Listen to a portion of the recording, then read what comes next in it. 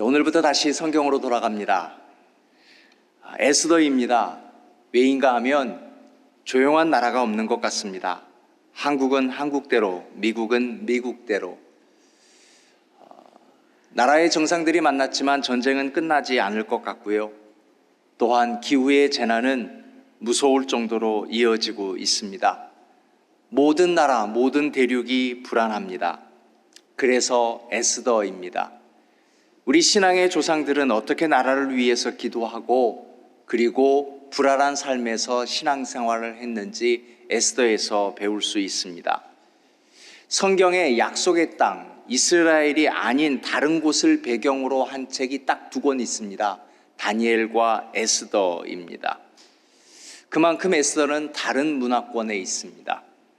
에스더란 이름도 히브리어가 아닌 것 같습니다. 아마 당시 이 나라에 있는 페르시아의 언어의 이름인 듯 싶습니다. 우리말로 번역하자면 그 뜻은 별이라는 뜻일 것입니다. 하지만 성경의 언어로 히브리적 사고로 그 이름을 번역하면 숨기다라고 하는 의미입니다. 이것을 왜 말씀드린가 하면은요, 성경 중에 유일하게 하나님이라고 대한 언급이 전혀 없는 책이 바로 에스더입니다. 하나님을 숨긴 책입니다. 그래서 하나님의 부재와 침묵을 암시하는 것이 에스더가 아닌가. 하나님을 드러나 보이지 않는 책, 하나님 이야기를 하지 아니하면서 마음 깊이 하나님을 신뢰하며 사는 사람들의 이야기를 나누고 전달하는 것이 바로 에스더입니다. 1장 1절에 보니까 역사적 배경부터 설명하는 것 같습니다. 1장 1절을 봅니다. 아하수에로 왕, 페르시아의 두 번째 왕입니다. 페르시아가 가장 활발했던 시대에 통치하던 왕입니다. 아버지는 다리우스입니다. 우리 성경에는 다리오라고 나와 있죠. 기억하시죠? 학계 스가랴에 나옵니다. 이 다리오 왕, 아하수에로 왕, 이때가 언젠가 하면 중국에는 공자, 그리고 우리가 알고 있는 소크라테스, 피타고라스 동시대의 인물들입니다. 그리고 인도로부터 구스, 이디오피아까지 현재 이디오피아입니다. 127지방을 다스렸다 그랬는데 말이 127지방이지요. 지금 우리 지도로 보자면 아프가니스탄, 이란, 이라크, 이집트, 리비아까지 어마어마한 광대한 지역을 이 페르시아가 점령하고 있었다라는 겁니다. 조금만 덧붙이겠습니다. 서양의 모든 정치, 철학, 예술, 문학이 이 아테네를 중심으로 꽃을 피우고 있을 때 동양에서는 이 거대 제국 페르시아가 그리스까지 이제 지경을 넓히려고 이 아테네를 먹으려고 도전하고 있었습니다. 그래서 조금 전에 말씀드린 아하수에로의 왕 다리우스가 그리스에 사신을 보내서 너희들 항복해라. 그런데 그리스가 그 사신을 우물에 매장시켜 버렸죠. 그래서 다리우스가 아테네에 전쟁을 선포합니다. 아테네는 급한 마음에 스파르타의 도움을 요청했는데 하필 보름달 이전에 종교적인 이유로 출정을 할 수 없다라고 거절했습니다. 할 수 없이 1만 군사를 이끌고 가서 이 마라톤 평야에서 페르시아 군을 맞아서 처절하게 싸웠죠. 극적으로 승리했습니다. 이때 한 군사가 이 마라톤 평야에서 아테네까지 42km를 완종군장하고 달려갑니다. 왜냐하면 승리했던 소식을 전하기 위해서. 아테네에 도착해서 아테네 승리 만세, 그리고 심장마비로 죽었습니다. 그것을 기념하기 위해서 우리는 지금까지 마라톤을 하고 있습니다. 그리고 다리우스의 아들 이제 아하수에로 왕이 아버지가 패배한 것을 견딜 수가 없습니다. 그래서 전쟁을 다시 선포하고 3년의 전쟁, 3년 전쟁이 시작되는데 이때 아테네는 다시 스파르타에게 도움을 요청했고 연합군이 전쟁을 하게 됩니다.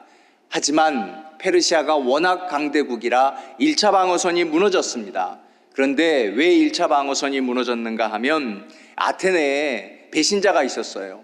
전쟁이 너무 무서워서 살고 싶어서 스파르타 군에게 우회로 협곡하는 피해갈 수 있고 지름길 그리고 숨어서 공격하는 곳을 요지를 알려줍니다. 그래서 연합군이 위기에 처하게 되는데 이때 스파르타가 그리스군을 후퇴시키고 대피시킨 다음에 스파르타에 300명의 특수군대만 남겨놓고 전쟁을 치르고 끝까지 항전하다가 결국은 이기게 됐지만 하지만 스파르타의 300명의 군인들은 모두 죽게 되고 전사하게 됩니다.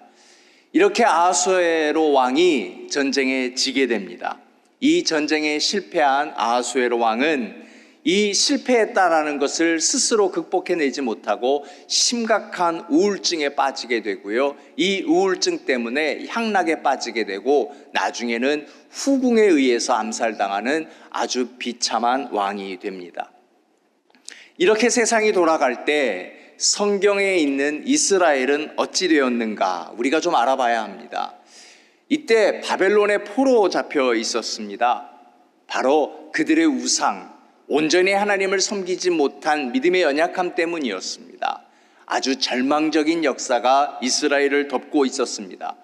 그런데 이게 웬일입니까? 페르시아가 강국이 되면서 바벨론을 흡수했습니다. 그래서 바벨론 포로로 잡혀있던 이스라엘 사람들은 당연히 페르시아의 속국이 되는데 페르시아는 유화 정책을 펴니다. 너희들 땅으로 돌아가라 돌려보냈는데 모두가 다 돌아갔느냐? 그렇지 않았습니다. 그냥 이제 이스라엘에 무슨 더 소망이 있어? 그냥 우리는 여기에 살래. 그리고 남아있던 이스라엘 사람들의 중심으로 여기에 에스더가 있었던 것 같습니다. 그래서 이 사람들의 이야기. 하지만 우리가 알듯이 아무리 큰 나라든 소수민족입니다. 포로 잡혀 있다가 풀려난 사람입니다. 그들이 가지고 있는 비참함, 또 어려운 현실의 이야기, 그 이야기를 우리에게 들려주는 것이 바로 에스더입니다. 자, 이제 우리는 에스더를 읽게 되는데 에스더를 읽자마자 재밌는 이야기들이 이어집니다. 왜냐하면 성경에 이렇게 잔치 이야기가 많이 있었는가 할 정도로 잔치 이야기가 많이 있습니다. 시작부터 3절을 봅니다. 3절에 보니까 왕위에 있은 지 제3년에 그의 모든 지방관과 신하들을 위하여 잔치를 베풀고 페르시아 이야기하는 겁니다. 그 군대 장수들을 다 이제 모았습니다. 그리고 4절 이어집니다.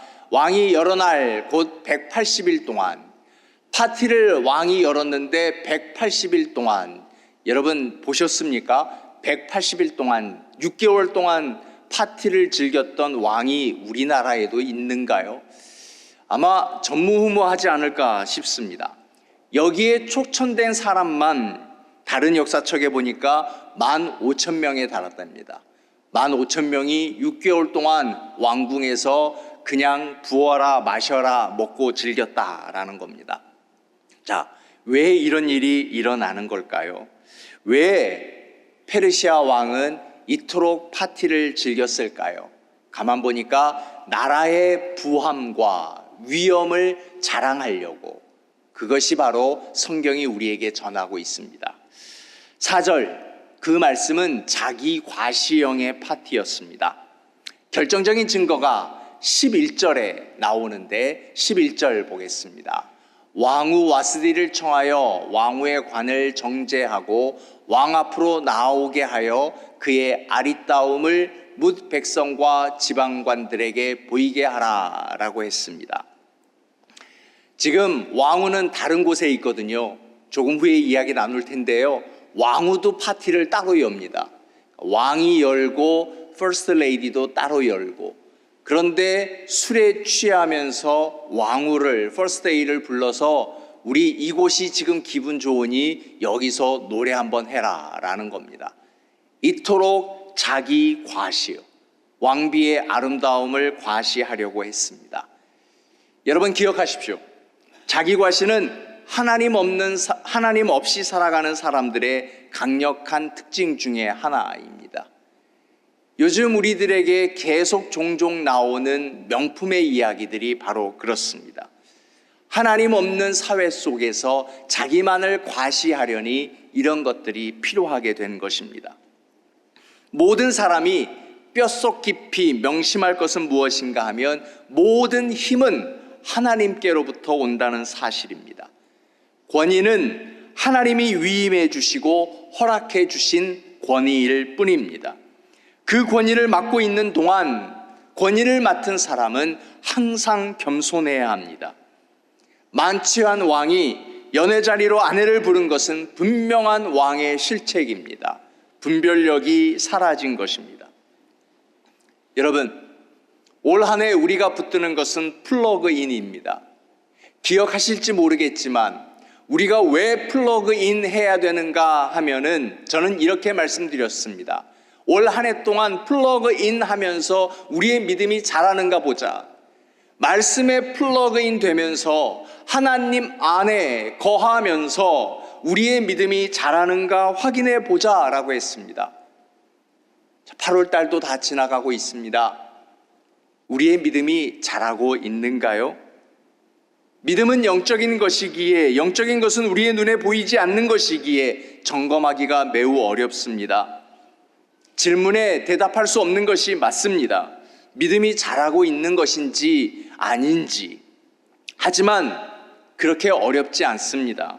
성경은 내 믿음을 점검할 수 있는 가장 중요한 시험지 하나를 주셨는데 디모데후서 3장 1절부터 2절입니다. 너는 이것을 알라. 말세에 고통하는 때가 이른다 라고 하는 것은 말세다 라고 하는 것이 아니라 우리가 믿음이 자라나야 되는데 믿음의 사람이 믿음이 자라나지 않을 때 그때가 바로 말세다라는 겁니다. 그런데 왜 믿음이 자라나지 않는가? 사람들이 다 자기를 사랑합니다. 자기를 사랑하는 그 모습이 뭐냐? 돈을 사랑하고 자랑하고 교만하고 비방하고 부모를 거역하고 감사하지 아니하고 거룩하지 아니하고 이게 교회인지 세상인지 분별되지 아니하는 거룩하지 못한 모습들이 우리 속에 있다라고 하는 겁니다. 이것으로 우리의 믿음을 점검해 볼 수 있는 겁니다. 왜 나라를 생각하면 마음이 혼란스러울까요? 나라를 위하는 사람이라고 생각했는데 자기를 위하는 사람이었습니다. 나라가 먼저라고 말들 하면서 모두가 다 자기가 먼저입니다. 교회에서 열심히 봉사하는데 정말 수고하는데 만약 이것 속에 나의 자랑이 있다면 내가 다른 사람들보다 더 탁월한 사람이라는 것을 과시하기 위한 열심이라면 하나님 보시기에 슬픈 모습이며 이것은 믿음이 아닐 것입니다. 하나님을 향한 믿음인가?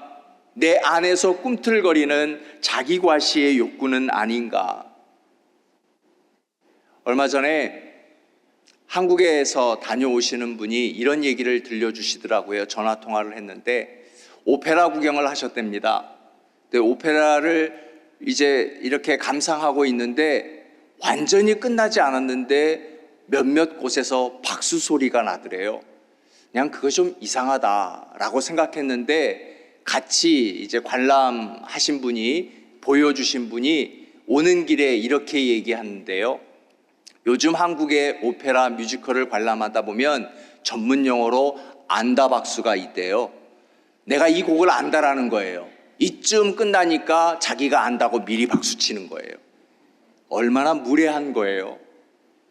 많은 사람들은 그 곡이 끝나고 그 여운을 마음속에 담고자 하는 것인데 내가 몇 번 들어봐서 안다고 미리 박수 친다라고 하는 거예요. 자기 과시예요. 매너 없는 거예요. 무례한 거예요. 성경은 이런 매너 없고 무례한 사람들에게 기도를 설명하면서 두 가지 기도의 예를 제시합니다. 마태복음 6장 5절입니다. 기도를 하면서 기도할 때 외식하는 자와 같이 하지 말라. 기도를 하면서도 사람에게 보이려고 기도하는 사람이 있다라는 것입니다. 자기 과시형입니다. 기도는 믿음으로 나오는 것인데 믿음이 아니다라는 겁니다. 하지만 또 다른 기도가 있습니다. 6절에 보니까 이렇습니다.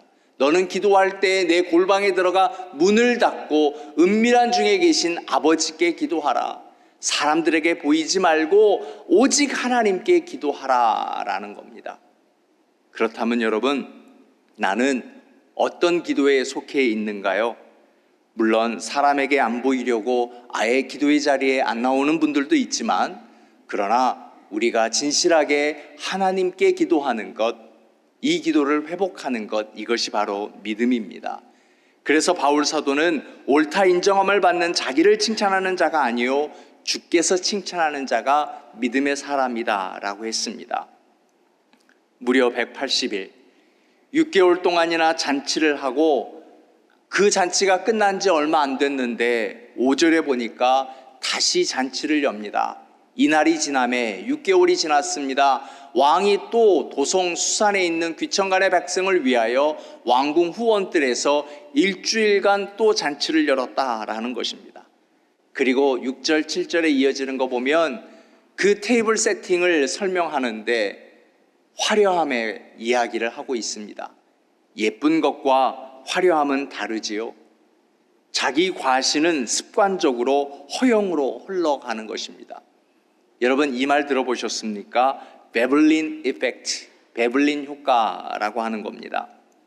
가격이 높아질수록 수요가 많아진답니다. 어떤 골동품 가게에 안 팔리는 물건 하나가 있었어요. 근데 직원의 실수로 이제 10불짜리였는데 먼지를 털다가 가격표가 떨어져서 생각이 안 나는 거예요. 그래서 에라 모르겠다 100불을 붙여버렸어요. 그랬더니 1년이 넘도록 안 나가던 물건이 단숨에 팔리더라라는 것입니다. 베블린, 무엇을 노리는 꼼수일까요? 인간의 허영입니다. 이것만이 아닙니다. 지금 세상이 들떠 있습니다. 들뜬 심리가 우리 안에 깊이 뿌리 내리고 있습니다. 잔치가 화려하면서 페르시아는 쇠퇴의 길로 들어갑니다. 강단이 화려해지면서 교회가 쇠퇴의 길로 들어갔던 적도 있었습니다. 여러분, 자신의 이름을 부르면서 외치십시오. 고훈, 헛멋들지 마. 날마다 외쳐야 할 우리의 말입니다. 사랑하는 여러분, 내면의 허영을 다스릴 수 있는 믿음이 있기를 주님의 이름으로 축원하여 드립니다. 자기 과시, 허영은 어디가 끝이 돼버리는가? 12절 보십시오. 오늘 본문의 마지막 절입니다. 왕후 와스디는 내시가 전하는 왕명 따르기를 싫어하니, 가기 싫은 겁니다. 기분 나쁜 겁니다. 거절했더니 왕이 진노하여 마음속이 불붙는 하더라 라고 했습니다. 마음이 불이 붙었습니다. 성경은 재미있습니다. 마음이 불붙었다라고 하는 것은 왕의 마음의 불, 이거 꺼지지 않는 불이다라고 하는 겁니다. 그렇다면 성경은 보여주는 겁니다. 이제 이 불이 어디까지 번질 것인가 라고 하는 겁니다. 이것이 인생의 법칙인 듯 싶습니다. 자기 과시와 허영이 크면 클수록 그 인생에는 허무가 자리 잡게 되고 그 허무는 분노로 채워지게 됩니다. 오늘부터 에스더를 함께 나눌 우리 사랑하는 한미교회 예배자들을 축복합니다. 지금보다 5년 뒤가 더 복된 인생이 되시기를 축복하여 드립니다. 5년 뒤보다는 10년 뒤가 훨씬 더 풍요로운 삶 되시기를 축복합니다. 30년 살았는데 40년 신앙생활 했는데 허무하지 않기를 주님의 이름으로 축원하여 드립니다. 에스더서는 또 다른 관전 포인트가 있습니다. 배후에서 일하시는 하나님의 일하심을 보는 것입니다. 말씀드렸듯이 에스더에는 하나님이라는 단어가 단 한 번도 나오지 않습니다. 성경 66권 중에 유일합니다. 그래서 에스더서는 역사적으로 많은 사람들에게 순환을 당했습니다. 위대한 설교자 칼빈은 이 이유 때문에 그가 평생 단 한 번도 에스더서를 설교하지 않았습니다. 그런데 제가 하고 있지 않습니까? 네, 여러분, 에스더만큼 그 배후에서 일하시는 하나님, 역사를 주관하시고 그분을 신실하게 따르는 자들을 인도하시는 하나님의 손길을 강하게 느껴지는 하나님의 말씀도 없습니다. 바로 에스더서가 우리에게 강한 메시지를 전달하고 있는 겁니다. 우리가 에스더서를 읽으면서 보이지는 않지만 우리 인생을 주관하시는 하나님의 손길을 느낄 수 있어야 합니다. 오늘의 혼미한 역사를 주관하시며 우리의 가정과 인생을 주관하시는 하나님을 볼 수 있는 눈을 가지실 수 있기를 바랍니다. 여러분, 우리의 마음 깊은 중심에서 하나님이 나를 주관하시고 오늘의 역사를 주관하시는 믿음을 회복해야 합니다. 이 믿음이 회복되는 역사가 있어야 합니다. 이것이 바로 에스더서에 담겨있는 스피릿입니다. 비록 하나님이 보이지 않는 것 같아도 우리는 그 길을 걸어가야만 하는 것입니다. 그래도 가야 하는 길이 우리의 믿음의 길인 것입니다. 우리가 몇 번이고 떠나고 싶어도 여기서 살아가는 것은 언젠가 우리에게 손을 내밀어 주었던 그 이웃, 그리고 나의 손을 이끌어 주셨던 하나님이신 것입니다. 그렇다면 나는 이웃에게 희망의 끈이 되어주고 있는가? 민족이 절망적인 위기를 만났을 때 모르드게와 에스더는 그 민족의 희망의 끈이 되어 주었던 것입니다. 그러기 위해서 우리가 먼저 하나님이 베푸시는 소망의 끈을 붙잡아야 하는 것입니다. 힘들어도 숨이 턱에 차도 그래도 우리가 가야 하는 길이 있습니다. 기도의 길입니다. 믿음의 길입니다. 신앙의 길입니다. 에스더는 자신의 능력으로 위기를 극복했던 것이 아닙니다. 그들 역시 현실의 벽 앞에 막막했고 두려웠습니다. 그러나 하나님을 붙잡았습니다. 간절히 부르짖었습니다. 그리고 담대히 일어나 목소리를 높였고 외쳤던 것입니다. 앞으로 5년 후에 우리 한미교회에 어떤 일이 일어날지 전혀 알 수 없습니다. 그러나 하나님은 아십니다. 우리 교회가, 그리고 그 안에 있는 우리가 순수한 믿음으로 에스더의 길을 걸어간다면, 그래도 가야 할 길을 간다면 하나님은 우리 배후에서 우리를 바른 길로 인도해 주실 줄로 믿습니다. 그것이 우리가 행복하고 주변의 많은 교회들도 더불어 행복할 수 있는 놀라운 해법이리라 믿습니다.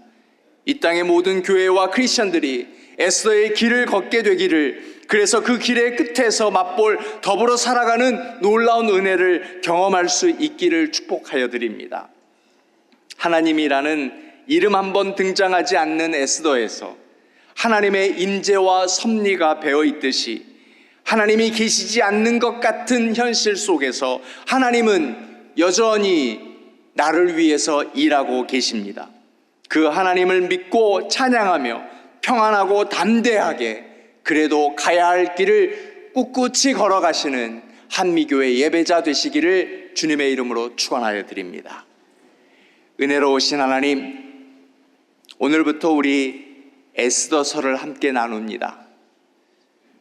역사 속에서 일하셨던 하나님, 참혹하고 암울하고 한치 앞을 알 수 없는 그 위기 속에서도 하나님은 일하시고 역사하셨습니다. 믿음의 사람들과 함께 하셨습니다. 만약 우리가 살아가는 이 현실이 이 시대와 같다면, 혼란하고 암울하다면 하나님, 오늘 우리는 에스더와 모르드게가 되기를 원합니다. 그래서 우리가 걸어가야 할 길을 걸어가기를 원합니다. 하나님, 오직 믿음으로 살기를 원합니다. 허영에 빠져 있다가 분노로 끝을 내는 어리석은 사람 되지 않게 하여 주시고, 오직 믿음으로 채우며 우리가 가야 할 길을 손을 붙잡고 함께 갈 수 있는 우리 한미교회 될 수 있도록 인도하여 주옵소서. 오늘도, 그리고 우리가 살아가는 한 주간도 하나님이 우리에게 역사하시는 하나님의 일하심을 우리가 눈으로 보며 깨닫는 한 주간이 되기를 간절히 소망하며 예수님의 이름으로 기도드립니다. 아멘.